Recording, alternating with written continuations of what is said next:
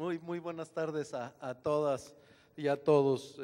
Primeramente, pues quiero agradecerle muy sinceramente a Felipe, al tocayo que nos acompaña aquí en esta tarde, y desde luego a todos ustedes su presencia. Voy a leer una breve semblanza. Felipe Jesús Cantú nació en Monterrey, tiene 49 años, está casado con Doralicia Marroquín González y tiene 5 hijos.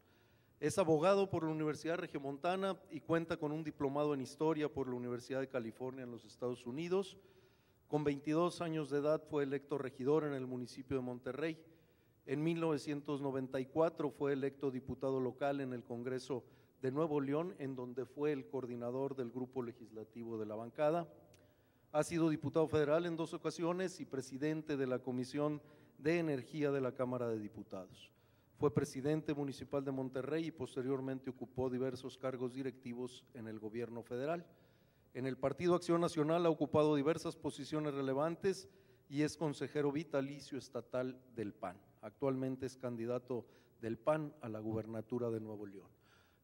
Pues le voy a ceder la palabra para que haga la exposición inicial, que será de aproximadamente unos 25 minutos. Siéntete totalmente libre, tocayo, y posteriormente pues daremos paso a un intercambio de preguntas, respuestas, comentarios, dudas con la audiencia. Entonces, pues sin más, adelante, tocayo. Muchas gracias. Sí se oye bien, ¿verdad? Sí, está registrando el micrófono. Muchísimas gracias por esta oportunidad. Creo que cuando hablamos de gobierno, y particularmente en el estado de Nuevo León, hemos visto cómo ha demeritado mucho la condición del gobierno en cuanto a la participación de la sociedad en él. Y esto se debe principalmente a que el gobernante tiende a alejarse de la sociedad porque siente que hay una amenaza de su estabilidad, cuando en realidad podría encontrar estabilidad en la medida en que se acerca a la sociedad. Por eso creo que un buen gobierno comienza por escuchar a los demás, y creo que eso es lo que le ha faltado más a este gobierno estatal en la actualidad, que se ha divorciado de la sociedad para no sentirse amenazado por esta. Mi planteamiento de gobierno es bastante sencillo. De hecho, algunos de los planteamientos que hago no debería hacerlos, pero se tienen que hacer porque no existen esos conceptos dentro del gobierno mismo. Así que, pues comienzo por decir que el sentido común en el gobierno es el menos común de los sentidos. Por eso creo que el gobierno debe ser lógico. Tiene que hacer el gobernante lo que haría con su propio dinero. ¿Han oído eso de que el gobernante no actúa con las economías que hace con su propio dinero? Bueno, igual con las decisiones. No estamos para proyectos tan grandes como el Monterrey 6, cuando podríamos estar haciendo proyectos tan pequeños como un pozo artesano en una comunidad rural que no tiene la posibilidad de almacenar agua durante el tiempo que dura una lluvia a la otra. Necesitamos que haya transparencia como divisa fundamental del gobierno, por tratarse de asuntos públicos, por mantenerse de recursos públicos. Tendría que darle a la sociedad, por lo menos, la posibilidad de enterarse a qué están destinados estos recursos y qué objeto tienen y qué responsable tienen las acciones y políticas de gobierno. Alcanzar el propósito fundamental de servir a los demás, el gobierno lo debe tener totalmente transparente y que sepamos a dónde se dedican. Esto nos permitiría también, el tener transparencia total, que pueda haber fiscalización de parte del ciudadano. De ahí por qué es relevante que haya la participación ciudadana, que cada vez es menor. Cuando hay organismos que se dicen organizados, normalmente hacen planteamientos, y estos planteamientos se van haciendo chiquititos, en cuanto a extensión, porque hay poca gente que decide participar. El egocentrismo o el anonimato, que juntos son un cóctel bastante malo, son ya 2 de los instrumentos fundamentales del ser humano en un estado como el de Nuevo León. La persona está pensando en qué me va a dar a mí el gobierno y no en qué podemos hacer en conjunto con el gobierno para poder trascender. Y los principios fundamentales del hombre empiezan a pasar a segundo término para ocuparse de aquellos aspectos materiales que benefician al ciudadano en el yo. Creo que el gobierno ha también tenido un grave problema que no está estandarizado en sistemas de medición. No está determinando los estándares de desempeño que debe tener.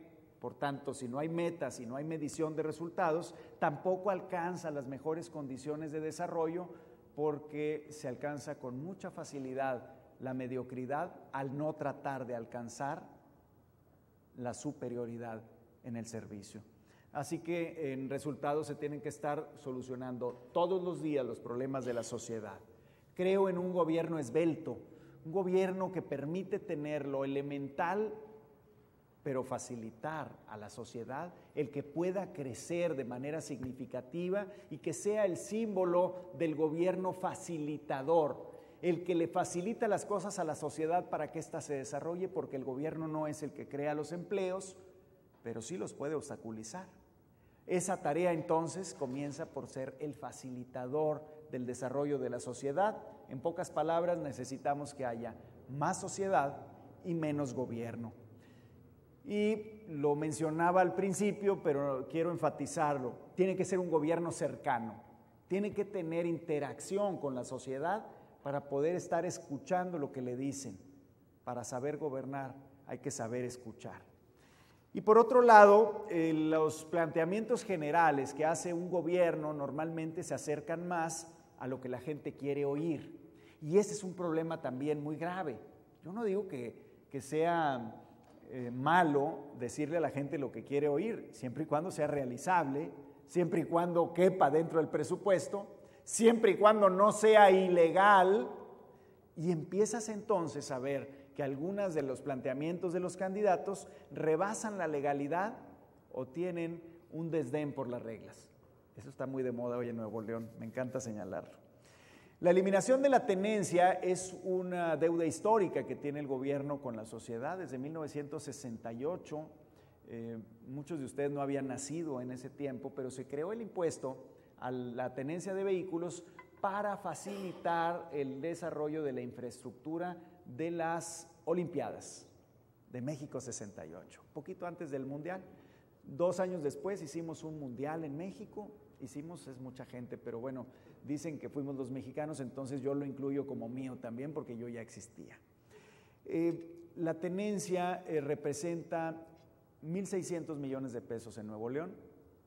Se eliminó en lo federal, se acopió en lo estatal, se reimplementó, y hoy esos 1.600 millones hacen falta para impulsar el desarrollo de la misma sociedad. En congruencia con lo que estoy planteando, yo digo que debe haber un impulso al consumo para que la sociedad pueda mantener sus propios empleos, y este es un buen rubro en el cual se puede lograr.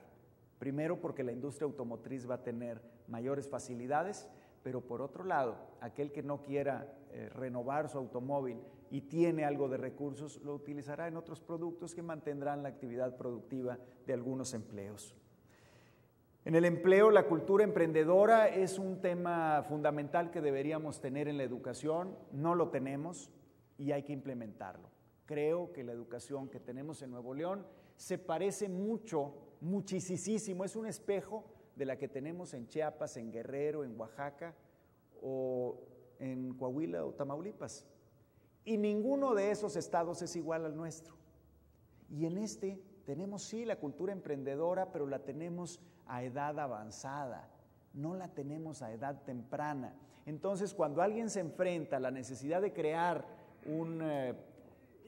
a convertirse en empleador, a generar un empleo o una entidad, empieza a batallar en los años 20. Ya una vez graduado, empieza a buscar espacios donde desarrollar su actividad económica, y podía haber tenido un avance de 7 u 8 años y le hubiera servido muchísimo más. La estimulación temprana, diría yo, del emprendedurismo tiene que partir desde la secundaria, si no es que antes. Pero ese diseño de la educación está muy lejos de serlo, de ser el representante de la cultura nuevoleonesa. El desarrollo económico en la en la sociedad nuevoleonesa tiene que estar encaminado a las fortalezas de la sociedad. La industria es una fortaleza de Nuevo León, el comercio y los servicios también lo son, la salud y la educación han representado hoy el 95% de los ingresos de quienes los tenemos en el estado. Todos los que tenemos ingresos, del 100%, quítele un 5%, que es la actividad agropecuaria, principalmente, y la minería, y de ahí el resto, todos ganamos dinero en esta entidad, en estos 4 rubros. Lo que significa que entonces el gobierno debería de impulsar a esas fortalezas para garantizar que puedan seguir el camino del desarrollo, porque es más fácil para alguien que ya está en el mercado generar nuevos empleos que para alguien que lo hace por primera vez. En materia de seguridad, seguimos teniendo graves problemas, sigue habiendo, yo tengo amigos desaparecidos y no es de los años 2010 y 11, que fueron los más graves y los más publicitados. Hoy casi no se publicitan los secuestros, pero los hay, sigue habiéndolos. No tenemos la capacidad de respuesta de parte del gobierno porque no se ha invertido en inteligencia policial y tampoco en equipamiento. Cuando los malos deciden atacar a los buenos no están suficientemente equipados ni suficientemente respaldados con una comunicación adecuada, como lo vimos con el incidente de hace 15 días en Vallecillo, Nuevo León. Se quedaron a merced de los maleantes. Hay que fortalecer Fuerza Civil, creo que es un buen diseño, que por cierto no fue un diseño gubernamental, fue un diseño hecho por particulares. Eso muestra que la participación ciudadana funciona y, como dice el anuncio, funciona muy bien. Hay que incentivarla para que siga ese rumbo. La cobertura de salud a toda la población es un requisito indispensable. Faltan 200,000 habitantes de estar en cobertura total de servicios de salud básica, pero como los analfabetas funcionales, hay algunos que aprendieron, decimos, a leer y no saben leer, aunque estudiaron para leer. Eso mismo nos está pasando en la cobertura de salud. Hay una cobertura disfuncional.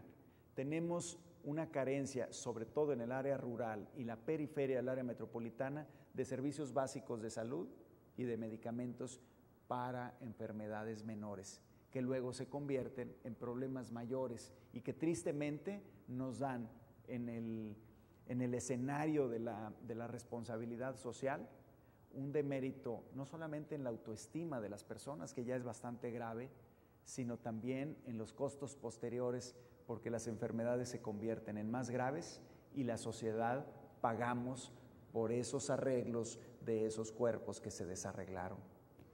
En materia de obra pública, promuevo que el metro debe ser una alternativa real de alivio para el gran problema vial que tenemos, pero también tienen que reordenarse las rutas.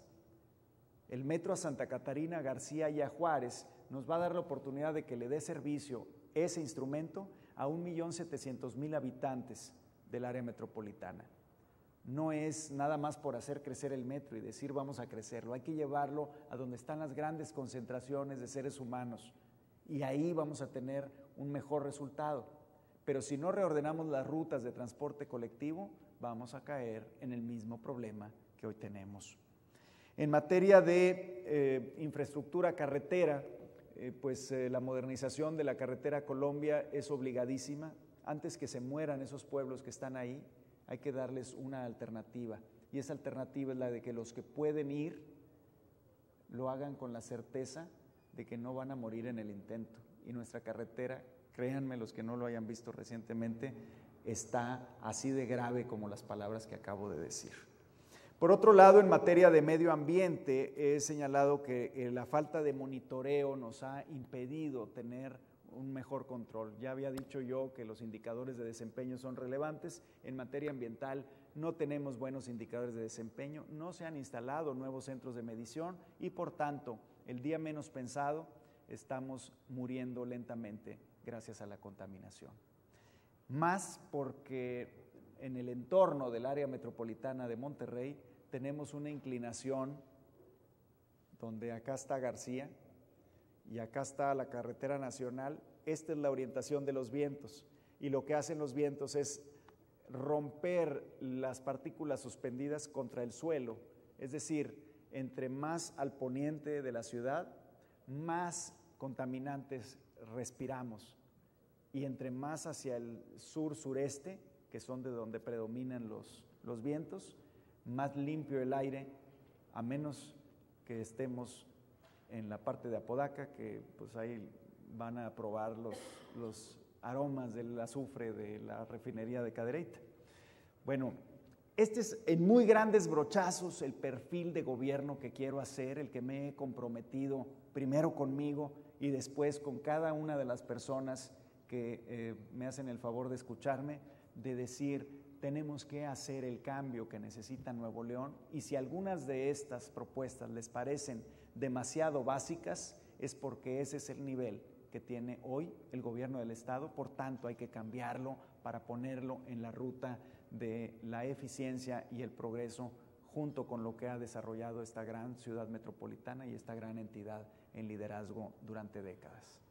Estoy a sus órdenes para comentarios y preguntas, quejas.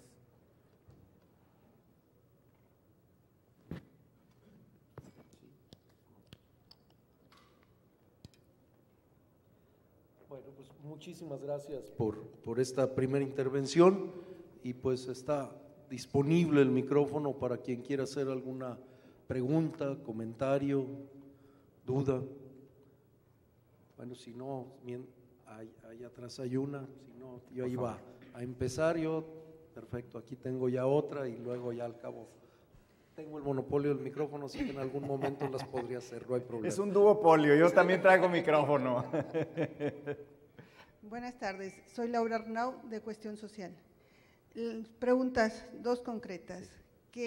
¿Cuál es tu posición con el tema familia y con el tema a la protección a la vida? Empiezo por el segundo.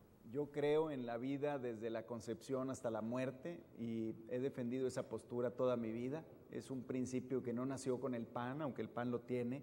Igual aquellos que lo relegan, pues no significa que estén de acuerdo con los principios de Acción Nacional. La eminente dignidad de la persona humana nace desde ese momento. Ahora bien, en el tema de la familia me parece que ha habido una falta de colaboración de parte del gobierno para regresarle a las familias lo que merecen, y creo que uno de los fundamentos es el valor. Los valores de interacción social se han convertido en un problema serio en la medida en que nos volvemos egoístas, como mencionaba, y anónimos. No nos gusta saber lo que le pasa al vecino mientras no me afecte a mí. Y pensamos que si se friega el vecino, si lo roban, lo matan o lo torturan, pues va a ser un tema para comentarlo, pero no para padecerlo. Y creo que ahí es donde la falta de solidaridad, que es uno de los valores fundamentales de cualquier sociedad, en esa interdependencia que tenemos todos, debemos de fomentarla. No lo traemos, no viene integrado en la educación familiar y no está integrado en la educación formal, la educación de centros educativos públicos, y creo que cuando yo decía que no estamos haciendo una educación distinta para una entidad distinta, hablo de eso, que nos estamos rezagando en el respeto a las familias, a su integración, al desarrollo y a las obligaciones que debe tener, y que me parece que no es el gobierno un sustituto, pero sí debe ser el promotor de esos valores que nos permitan seguir adelante en una interdependencia en la cual, si todos dependemos de todos, pues bueno, tenemos que empezar a confiar unos en los otros, y la desconfianza hoy quizá sea uno de los valores más perversos que tenemos. No confiamos en los demás porque creemos que nos van a fregar, y por lo mismo tampoco ayudamos al otro porque creemos que no nos lo va a agradecer. Y ese perfil de ciudadano es el que tenemos cada vez más firme en Nuevo León, y creo que hay que cambiarlo. Aquí, por favor, Héctor. Licenciado, gracias, buenas tardes, qué bueno que está aquí en esta su casa. Héctor Rodríguez, profesor aquí de la escuela. Tengo un par de preguntas. La primera de ellas, Seguramente lo tiene integrado en su plan de gobierno, lo tiene contemplado. Es un tema que nos preocupa a muchos que estudiamos el área social, y es que Nuevo León durante muchos años se ha distinguido por ser un referente de avance en política social. Sin embargo, los datos de los últimos años, 2010, 12, 14, reflejan a Nuevo León en un estancamiento de la pobreza, sobre todo la pobreza urbana, y los datos recientes reflejan que es la única entidad del país que no solo no ha avanzado, sino que ha retrocedido. La pobreza está creciendo, si uno no lo analiza. Entonces me gustaría ver cuál es su postura en relación al combate a la pobreza. Sigue siendo la entidad con menor número de pobres, pero tiene 6 años estancado totalmente el combate a la pobreza urbana. Esa es la primera pregunta. La segunda es, en función también a política social, da la idea de que la mayoría de los gobiernos, y es a nivel general, la política social la han llevado al ámbito solamente de una división de ciudadanos. O sea, si eres pobre, pobre, pobre, porque tienes que ser el pobre extremo para que tengas derecho a la política social, como que hay una graduación de pobreza. Y lo que no he visto es quién se preocupe por la política social de los habitantes de Nuevo León. Todos somos ciudadanos, todos tenemos nuestros derechos sociales, y no encuentro alguna propuesta consolidada, seria, sobre lo que tendría que ser una política social para vivir bien en Nuevo León. Pues primero que nada quiero hacer una aclaración. Yo no estoy de acuerdo con que esté estancada la pobreza, creo que ha crecido. Hoy 1/5 de la población, es decir, 1 millón de los 5 millones que somos en Nuevo León, vive en pobreza patrimonial, y eso no lo teníamos hace 6 años. Es decir, sí ha habido una reducción de la calidad de vida de las personas, y se ha venido concentrando en las zonas suburbanas del área metropolitana. No es el caso del sur del estado. El sur del estado son, ¿cuántas veces dijiste pobre? 4. 3 veces. Bueno, el pobre extremo es el que es pobre patrimonial, pobre alimentario y pobre en capacidades. Ese es el caso del sur del estado. Ahí sí puedo decir que está estancado, porque ni crece, sí, o sea, no ha cambiado su estatus, han permanecido ahí. Así que me parece que habría que comenzar por apreciar 1 de cada 5. Si nosotros fuéramos el universo, ustedes imagínense que entre nosotros está 1 de cada 5 esos pobres, pero en la sociedad no lo estamos viendo, y en el gobierno no lo estamos viendo. Yo creo que la pobreza ha tenido una muy mala atención porque se le dan aspirinas al canceroso.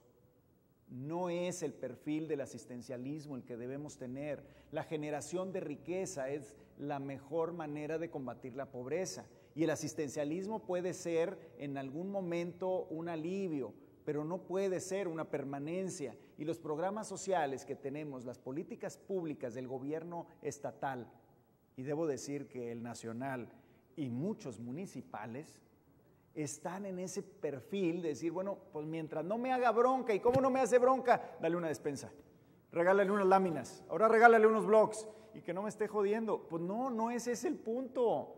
Ojalá que jodieran al gobierno para que reaccione. Lo que está pasando es que no tenemos esos indicadores de qué tanto avanza o retrocede, y si los tenemos, no los publicamos.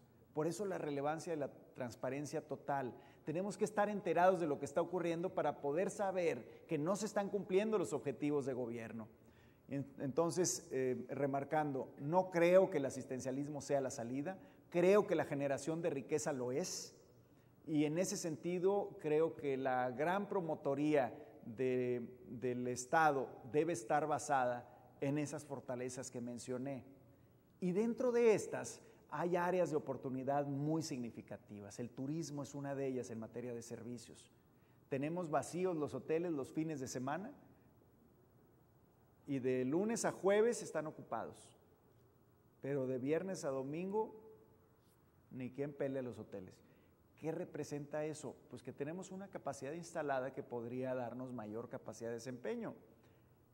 Cuando a mí me platicaron que en los alrededores de Machu Picchu, en Perú, estaban unos departamentos colgantes en la sierra, in the middle of nowhere, y que para subir a ellos no hay un elevador, no hay una escalera, hay que hacerlo a rapel, como alpinista,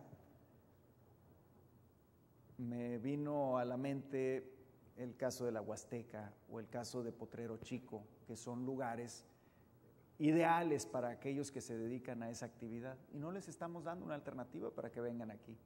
En Perú sí. O los grandes parques que hacen en China y en Corea del Sur, en los cuales se le da toda la oportunidad de infraestructura para que haya una derrama económica.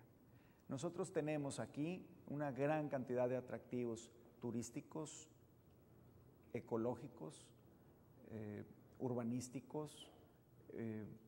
Nuestra sierra es maravillosa y no la aprovechamos. Y esa parte tiene que empezar a detonarla el gobierno. Uno de los grandes detonadores del cuidado de la sierra, con todos los asegúnes que quieran ponerles, fue el Parque de Chipinque. ¿Alguien recuerda en qué año se hizo? Estaba Ávila Camacho, si mal no recuerdo, de presidente de la República. Eso fue en los años 40. Early 40s, a principios de los años 40.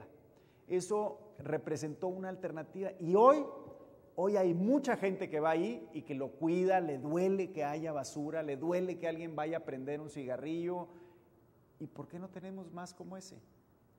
¿Todos los demás gobiernos han sido idiotas, ineptos o qué? No, lo que pasa es que nosotros como sociedad no estamos perfilando el tipo de gobierno que aprovecha sus recursos naturales. No tenemos ni la promoción adecuada, porque la promoción se hace, híjole, vergüenza me da ver los anuncios de turismo de Nuevo León donde alguien se pasea en las orugas que conectan al avión con el aeropuerto, y eso dicen que fue los grandes recuerdos de Nuevo León. No tenemos la infraestructura adecuada porque los gobiernos no hacen la promoción adecuada. Y por otro lado, en el sector médico creo que tenemos también un área de oportunidad interesante. Y más que el turismo médico, que eso está por verse si realmente funciona, la producción de medicamentos. Aquí hay ya la capacidad para hacer biotecnología adecuada, para aprovechar los ingredientes que se consumen aquí mismo, y tenemos que empezar a ver todos los conceptos como clúster real. Así nació la industria en Nuevo León. Fue un gran clúster, la cervecería, la fábrica de cartón, la fábrica de vidrios, de envases, entre otras cosas. Entonces, creo que tendría que ser mucho más proactivo el gobierno que estar esperando a que, por obra y gracia del Espíritu Santo, nos llegue una iluminación divina y encontremos el petróleo que dicen que tenemos en el subsuelo. ¿Alguien más? Bueno, mientras tanto, a ver, yo quisiera abundar en un tema que has tocado en dos ocasiones y que me parece muy, muy importante, y aparte es uno de esos temas que, déjame ponerlo, están en la frontera y en la indefinición, que es precisamente de la educación. A mí me parece muy importante que lo estás aproximando y diciendo, bueno, tenemos que aproximarlo de una manera distinta porque nuestras realidades y nuestras condiciones son muy distintas a las de otras entidades. Y mi primera pregunta ahí es, bueno, ¿cuáles son los márgenes y cómo estás pensando precisamente poder aprovechar al máximo esto? Porque desgraciadamente hay otros elementos y lamentablemente todavía peor, toda la tendencia, la última tendencia es todavía una mayor centralización. Híjole, bueno, el tema de la educación tiene que ser formateado por la sociedad, pero el gobierno tiene que ser el facilitador de ese proceso para integrar los ingredientes activos, valga la expresión, del desarrollo humano. Y esos normalmente no los tiene el gobierno. Tan es así que si vemos el análisis del organigrama del gobierno del Estado en materia de educación, es una secretaría controladora de seres humanos que tienen un título de maestro y que los tratan de utilizar, no siempre lo logran, pero que los tratan de utilizar como carne de cañón en materia de elecciones. Y está diseñado para eso, para controlar a los maestros, o para intentarlo. Yo creo que tiene que haber mucha mayor participación de la sociedad, y a mí me parece que, sin yo ser un experto en la materia, que soy de los que me gusta ser ayudado, yo buscaría a los especialistas en la materia, especialmente los pedagogos, que nos hagan entender cuáles son las materias que debemos de impulsar en el educando en todas las instancias, nivel preescolar, nivel primaria, secundaria, preparatoria. ¿Por qué somos el primer lugar en abandono de escuelas preparatorias? Pues no sé, pero algo estamos haciendo muy mal, porque le ganamos ahí sí a todos los estados. Somos líderes en abandono de preparatoria, y eso no incluye a los que no pudieron alcanzar esos 11,000 o 12,000 que cada año no alcanzan una matrícula. Esos no están incluidos en el abandono. Por si acaso pensaban que estaba sesgado el número, está mucho más grave. Yo creo que bien vale la pena hacer una convocatoria abierta para analizar los contenidos y encontrar cuál debe ser el objetivo final que debe tener un libro, una materia, un maestro. Y el tema de la salud es uno de los temas que tenemos que involucrar a los maestros.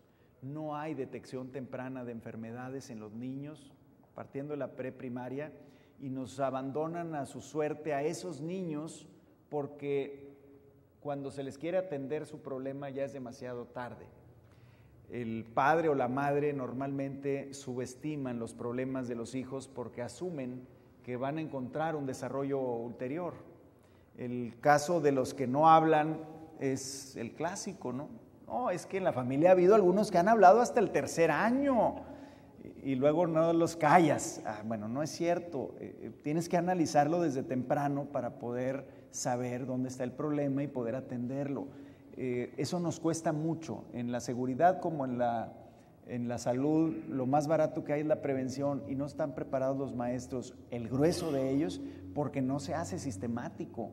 Y si lo hiciéramos sistemático, tendría menos costo, decía yo, de reparación del cuerpo, del descompuesto, ¿no?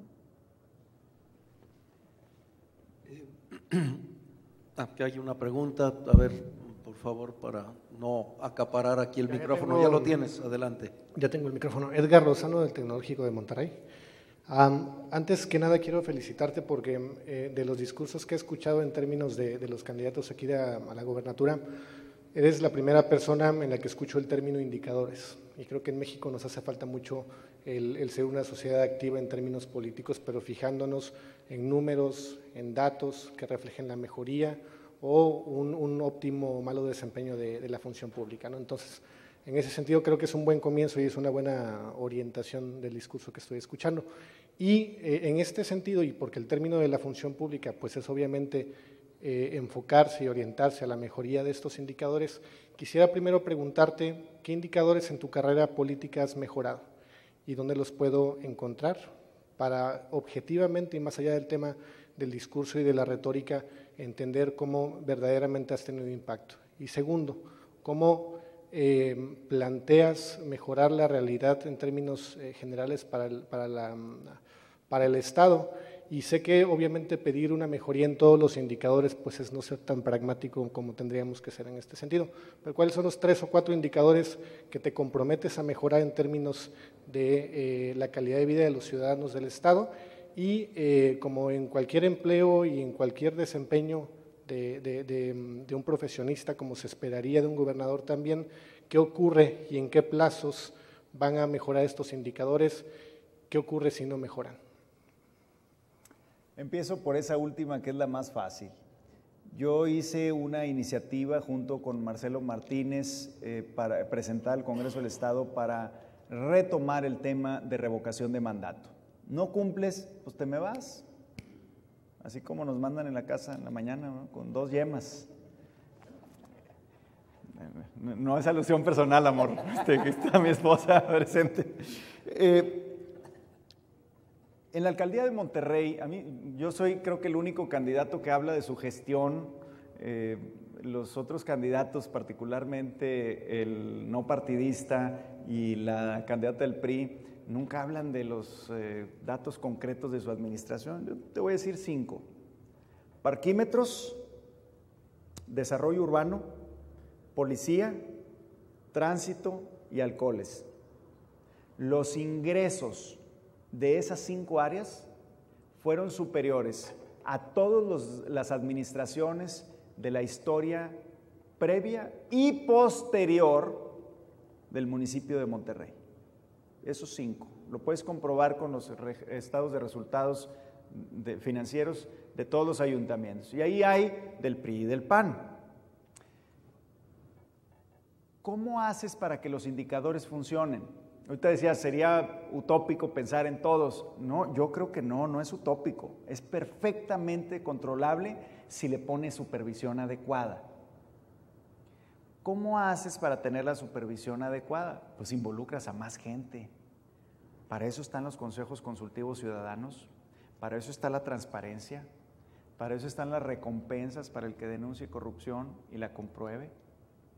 Para eso está la interacción con la sociedad, porque es probable que no tengan la capacidad de hacerlo. Bueno, pues claro, ¿cómo va Rodrigo Medina a controlar su gobierno si de cuando Canales dejó su sexenio a la fecha se han creado 26 nuevas dependencias? Y además la candidata del PRI dice que va a crear otras 6 por lo menos, porque todavía quedan varios días de campaña, no vaya a ser que se le ocurra mencionar otra. La creación de organismos es una falsa salida hacia el resultado. Es muy importante la mujer, entonces hay que crear una agencia de la mujer. Chin, ¿y los que están ahí no les tocan las mujeres también? Ah, sí, le toca a la sociedad entera. Ah, entonces, ¿para qué creas una dependencia adicional? Crear dependencias ha sido el deporte nacional por excelencia en los gobiernos, no solo en este estatal que ha sido, eso sí, se ha pulido mucho, pero no es el único, pasa en los municipios, pasa en el gobierno federal. Una de las frustraciones más grandes que yo he tenido en cuanto a indicadores es el de el sistema de profesionalización del sector público en el gobierno federal. Se dejaron unos agujeritos ahí, unas rendijitas que era del nivel de director general, perdón, de coordinador, subsecretario y secretario, esos son de libre designación y todo lo demás no. Ah, pues entonces empezaron a generar ascensos de categoría para que fueran de libre designación. Y eso nos generó una gordura superior, una nata muy espesa en la parte superior de los organigramas. No es ese el perfil de un gobierno esbelto. Lo que tienes que hacer es que funcionen. Yo no creo que deba descartarse el sistema de profesionalización, pero así como se implementó en el gobierno federal, sirvió para nada y para nada. Creo que nos trajo más costos que beneficios. Algunos de los indicadores que yo quisiera superar, pues bueno, uno es el de la cobertura de salud, cobertura 100% de lo básico. Me gustaría que uno de los indicadores sea el desarrollo deportivo. Creo que cada vez, ahora nos pirateamos a los deportistas de otros estados porque nos sale más barato darles una beca aquí que producir a jóvenes que tienen el talento, pero pues hay que educarlos, hay que darles opciones y hay que prepararlos y hay que llevarlos de la mano durante años. Entonces mejor aprovechamos lo que hizo el vecino y nos lo traemos. Otro indicador que me parece fundamental, y lo mencionamos hace un momento, es el de la pobreza.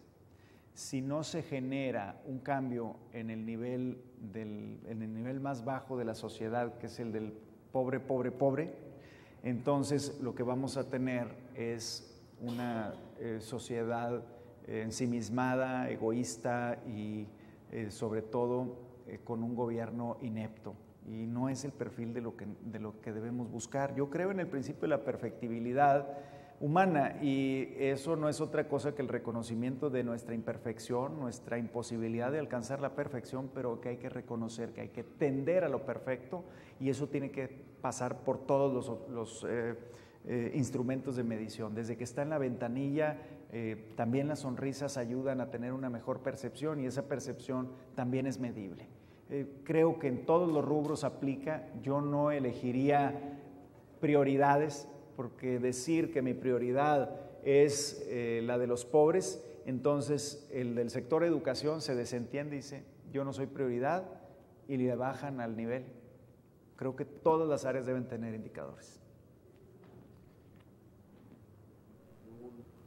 ¿Alguna otra pregunta? Acá está otra pregunta y aquí hay otra. Gracias, candidato. Yo soy Laura Herrera de la Asociación Cuestión Social. Mi pregunta es en relación con la cultura. Tengo una especial pues, admiración por todos los músicos y tengo una hija violinista que está estudiando con mucha ilusión. Y bueno, pues como que se desencantan, vamos a decir, de los sueldos, de las posibilidades que hay. Compañeros, bueno, ellos estudian todavía, pero maestros que trabajan en la Orquesta Sinfónica de Nuevo León se están yendo aquí al vecino estado de Coahuila porque ya les están pagando más. Y son gente muy capaz, que incluso se vino a trabajar aquí de otros países y ya se están yendo a otro estado porque aquí les pagan muy poquito. Entonces, qué pena, qué tristeza que nada más nos importe lo económico, que es muy importante, pero también la cultura, o sea, la música, todo esto, digo, habla de una persona completa y no es nada más el área económica la que nos debe de mover. Qué bueno, qué padre, y que también se generen buenos sueldos para los músicos y para las artes en general. ¿Qué podría hacer su gobierno en este aspecto? Llevamos 81 días de campaña y es la tercera vez que alguien me pregunta por cultura. Y créanme, he visto a miles, a decenas de miles, quizás cientos de miles de personas. Y es la tercera vez que alguien me pregunta por la cultura. Por eso no está en la televisión, en los anuncios de los políticos, porque como sociedad subestimamos mucho a la cultura. Bien, si hay una vía para encontrar la parte sublime del ser humano es la cultura. Es ahí donde se aprecia la sensibilidad, se desarrolla la sensación de poder ayudar, de poder enriquecerte para poder multiplicarte respecto de lo que puedes hacer por el prójimo. Esa parte de falta de desarrollo se debe, entre otras cosas, a los egoísmos también muy marcados. Había un festival que seguramente ustedes escucharon de él, el Festival del Barrio Antiguo, ¿recuerdan? ¿Y qué pasó con él? ¿Se acuerdan?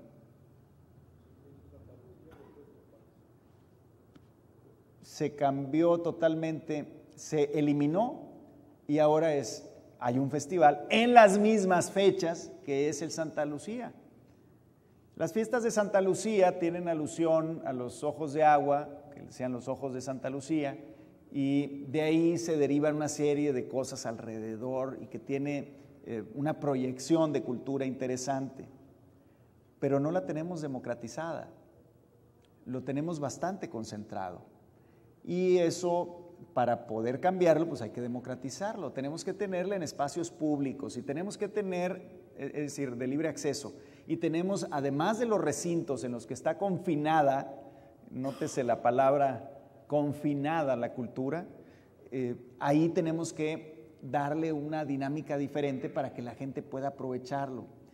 Yo soy de la idea de que así como el Santa Lucía, debíamos reponer el Festival del Barrio Antiguo en otras fechas, pero Monterrey tiene 4 estaciones del año, igual que cualquier otra parte del mundo, y podríamos tener uno por estación, y nos da la oportunidad de generar interacción entre los artistas consolidados y los artistas que están en el amateur y que quieren emerger. Si vas generando esa sinergia entre los ya consolidados y los que apenas van comenzando, entonces todos aprenden de todos. Es la historia de la humanidad. No hay un artista único.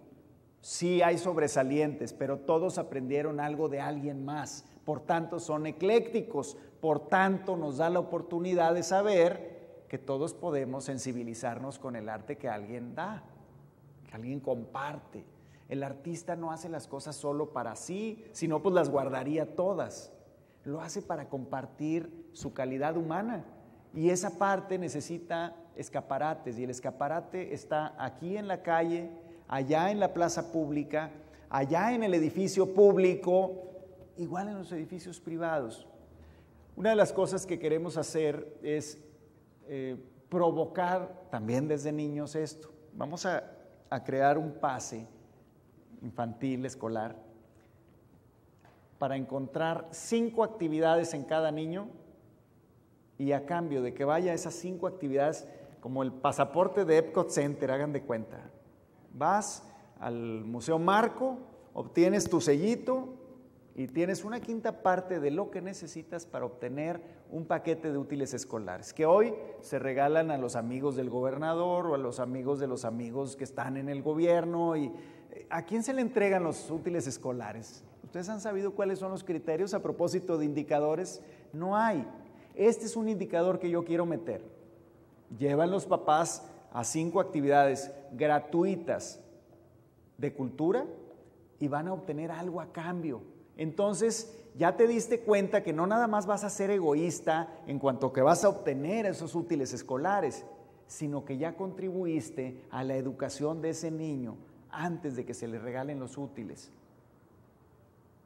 Las becas culturales son también importantes. Tenemos que incentivar, ayudar al despertar de la calidad artística de las personas.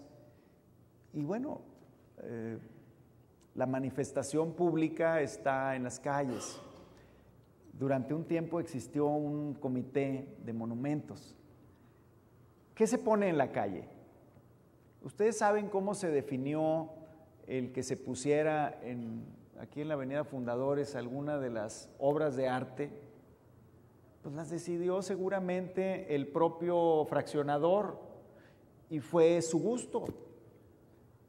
¿Tenemos derecho a poner lo que nosotros queramos en lugares públicos? Yo creo que no, yo creo que debe haber un mínimo de aceptación, que digan, oye, hay un criterio, no puedes poner monumentos terriblemente feos, pues en vez de motivar, deprimes. Tienes que buscar opciones para ello. ¿Han visto esos dibujantes de piso con gis?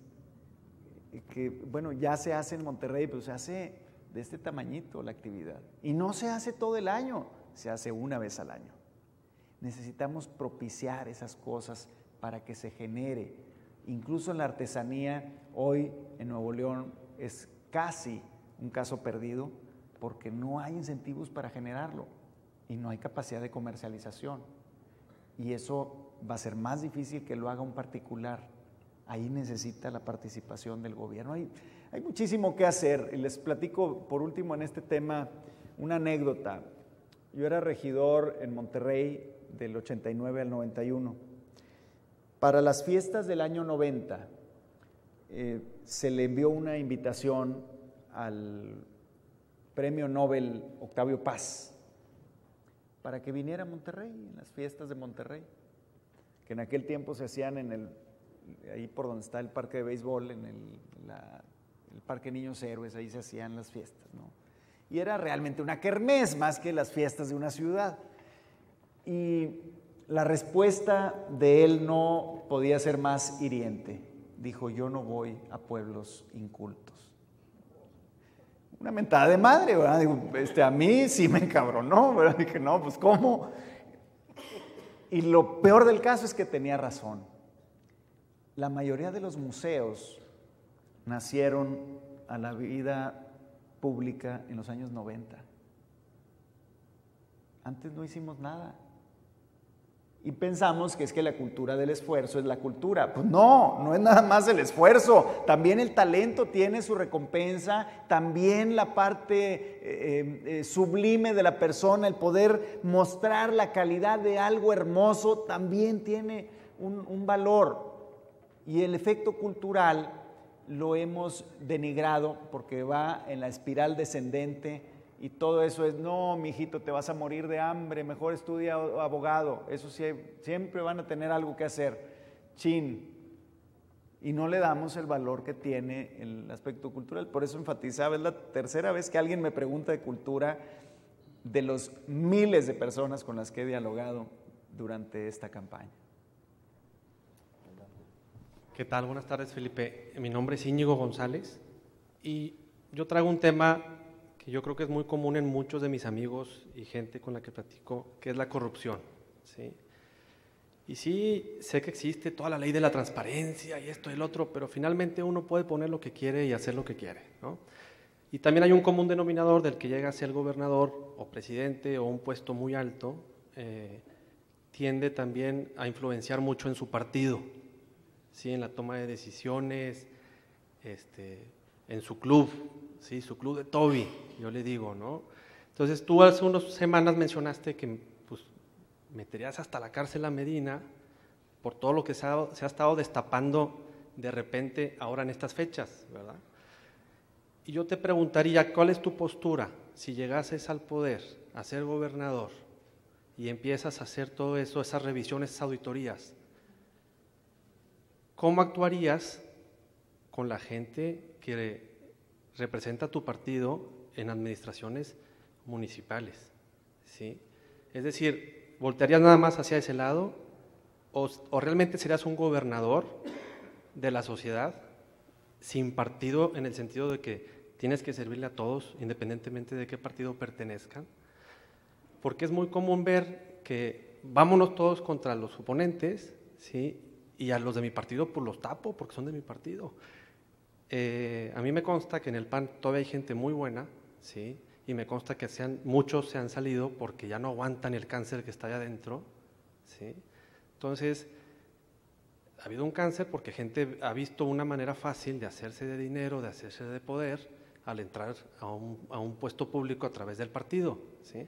Entonces, nada más que si nos puedes tú decir cuál sería tu postura si llegas a gobernador, si medirías con la misma vara a los del partido oponente y a los de tu partido, a las administraciones de tu partido, sin importar qué callos pises, y también cuál sería tu postura ante las decisiones del partido estatal en este sentido, siendo tú un gobernador que tienes mucho poder por tu puesto, poder ejecutivo, ¿no? Pues más que nada es eso.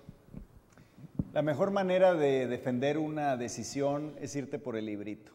Si el librito dice que alguien se equivocó, tienes que castigarlo, y ahí pues no importa si es de un partido o de otro, así nadie te lo va a recriminar. Yo pienso así, yo pienso que la mejor manera de hacerlo es tener la misma varita, ya sabes que es de este tamaño, bueno, pues lo que esté en esa altura es lo que corresponde. Bueno, pues era uno azul, era uno rojo, era uno amarillo, pues tiene que aplicarse para todos. ¿Por qué he dicho lo de Rodrigo Medina? Pues porque me da rabia. ¿Estoy ardido? Pues sí estoy ardido, me encabrona lo que está pasando. Y que cada día nos enteramos de nuevas propiedades y lo dicen, no, es una barbaridad, qué locos estos que se han enriquecido. Pues sí, ¿y dónde estábamos el resto de la administración? Cuando se dedicaron a meterle lana a los medios para que no sacaran más que lo bonito. ¿Dónde estábamos? ¿O dónde están los mismos medios que decidieron mantener una postura bondadosa con el gobernador? Pues sí, nada negativo salía. ¿Y por qué sale ahora? ¿Y dónde sale? ¿Sí se han fijado en dónde sale? ¿A que no han visto eso en las televisoras locales? ¿A que no lo han visto en la mayoría de los periódicos? Lo han visto en el que no depende del presupuesto estatal. Estamos peor que en 1988, cuando nos quejábamos de que no se le daba apertura a un candidato presidencial de oposición. El proceso tiene que ser muy sencillo, o todos coludos o todos rabones. Así de simple.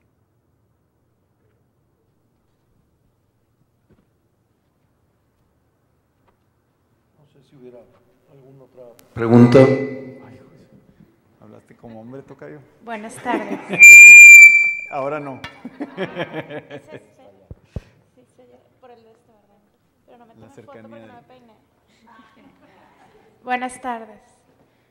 Bueno, voy a hacer un mal chiste ahorita y luego una pregunta por lo que decía él.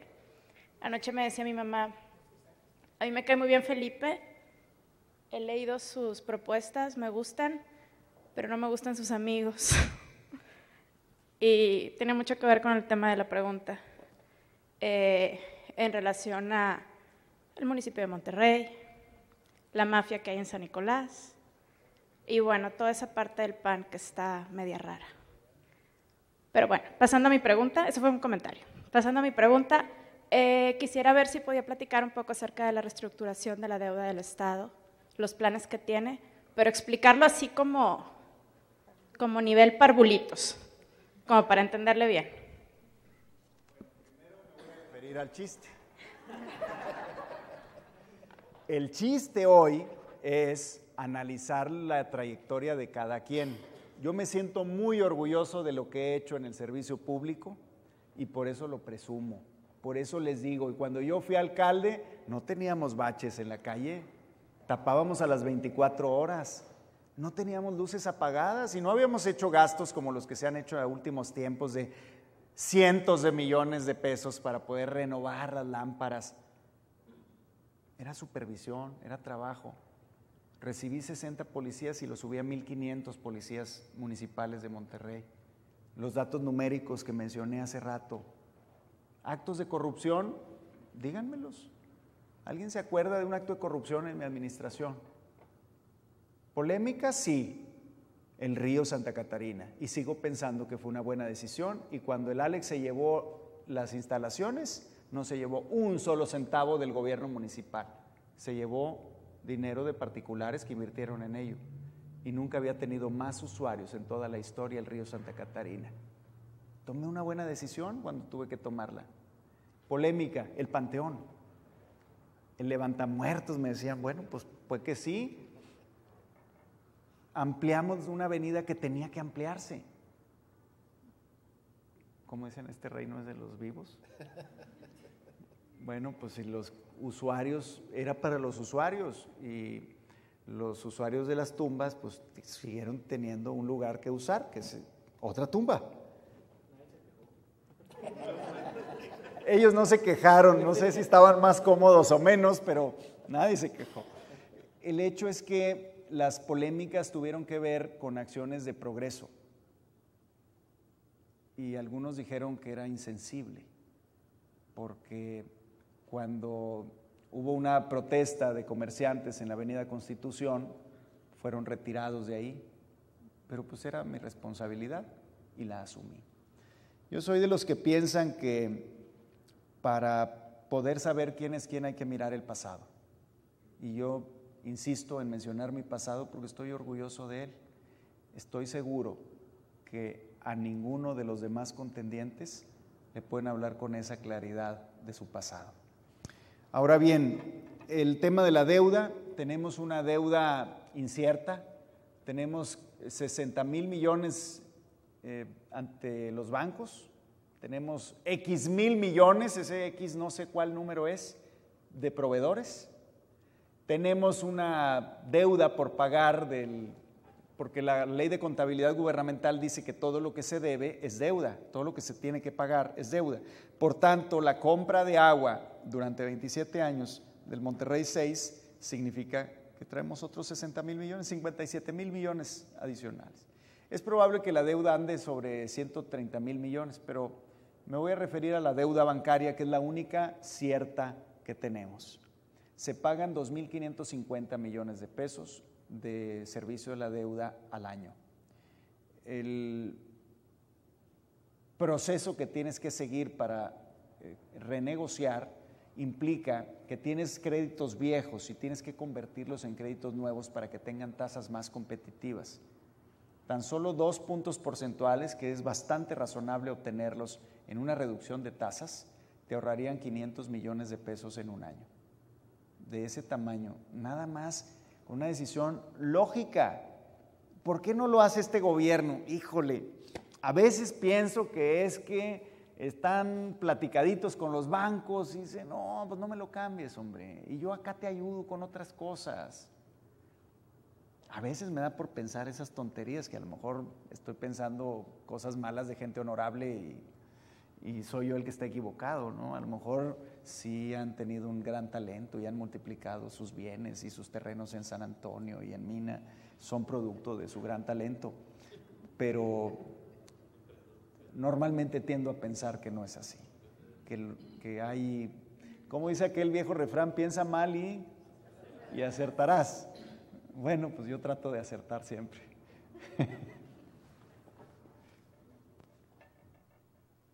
Bueno, si no hubiese otra pregunta, yo tendría dos últimas preguntas, sí. Tocayo, de dos temas que tú planteaste y que me parecen muy importantes y más aquí en la escuela. Uno primero tiene que ver con esta estructura de la administración pública, porque efectivamente en México, no solo aquí en el Estado, a nivel nacional inclusive, se crean dependencias por muchas razones, para darle empleo a alguien, al compadre. Bueno, pues hubo un presidente que hasta hizo secretaría para dársela a su amante, pero bueno, esa es otra cosa, ¿verdad? Tenemos muchos ejemplos de esa naturaleza. ¿Harías, y sería mi pregunta, y aunque no entremos a los detalles, tener una idea general, alguna revisión a fondo de la estructura de la administración pública?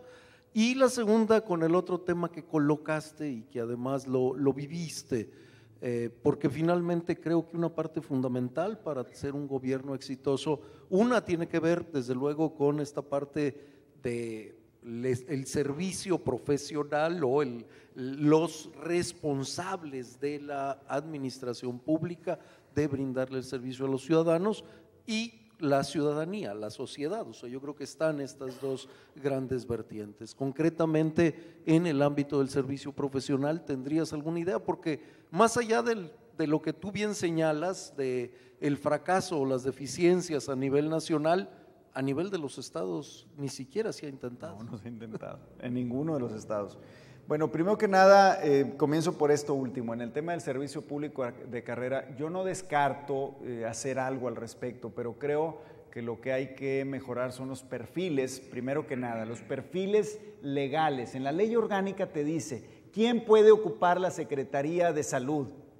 Y yo creo que puede ser un no médico, Los médicos no necesariamente tienen que ser buenos administradores de programas o de políticas públicas, no necesariamente son buenos diseñadores de políticas públicas. Entonces tienes que manejar cuál es el rango donde sí puedes meter a un señor que no tiene ninguna licenciatura o maestría. A lo mejor hay lugares en los que sí deben estar, pero entonces debería tener, si no tiene una preparación académica, tendría que tener la comprobación de cierto perfil.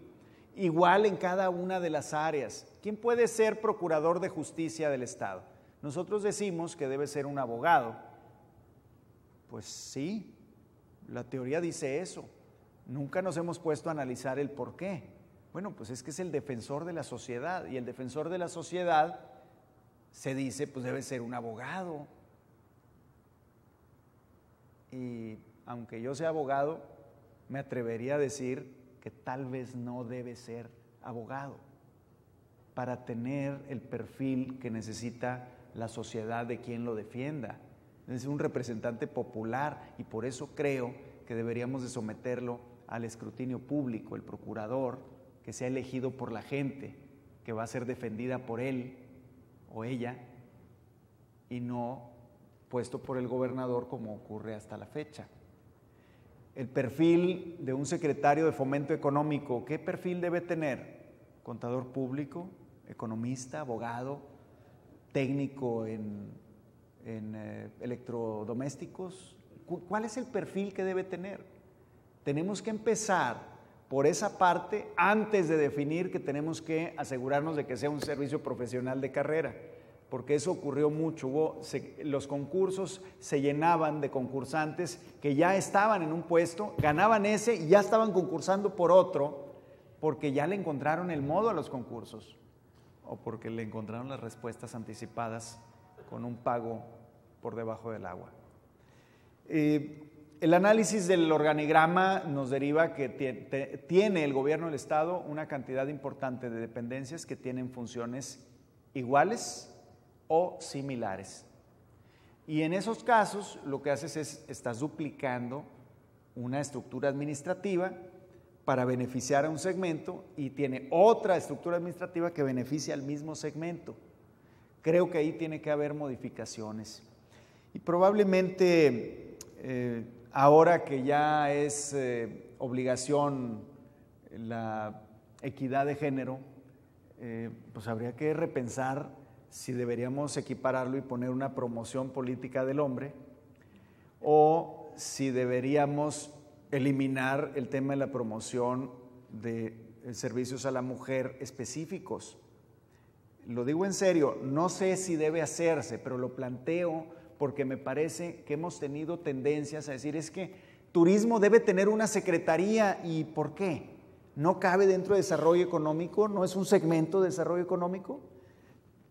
Por eso todas las cosas deben de repararse preguntándonos para qué sirven.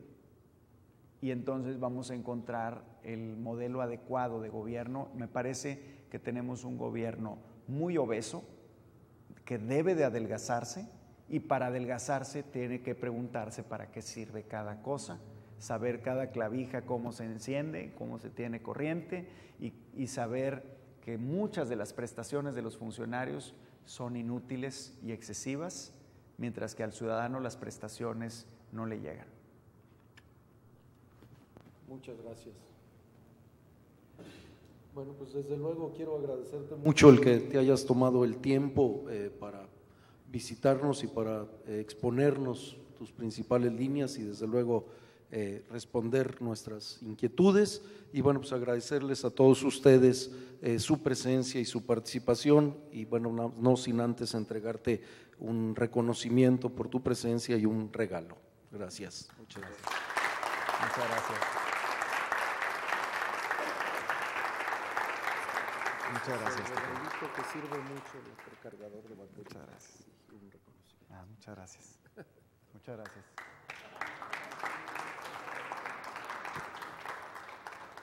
Muchas gracias, Tocayo. Muchísimas gracias.